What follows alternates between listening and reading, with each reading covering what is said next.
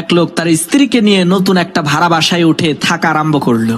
সকালবেলা যখন তারা স্বামী স্ত্রী দুইজনেই নাস্তা করতে বসলো, তখন লোকটার স্ত্রী ঘরের জানালা দিয়ে প্রতিবেশী এক মহিলার কাপড় রোদে শুকাতে দেখে বলতে লাগলো, হাই হাই সর্বনাশ, এই প্রতিবেশী মহিলা কি নোংরা গো, সে তো ভালো মতো কাপড়ই ধুইতে জানে না, দেখো কাপড়ের মধ্যে কত ময়লা লেগে আছে।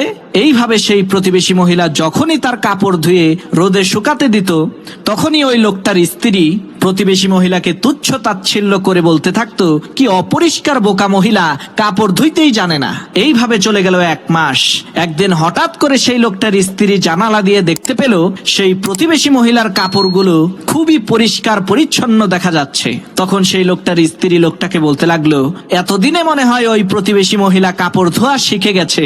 স্ত্রীর এই কথা শুনে সেই লোকটা বলতে লাগলো, আরে না, প্রতিবেশী মহিলা কাপড় ধোয়া শিখে নাই, বরং তুমি যে জানালা দিয়ে ওই প্রতিবেশী মহিলার কাপড়গুলোকে দেখো, আজকে সকালবেলা আমি ওই জানালার কাজ পরিষ্কার করে দিয়েছি।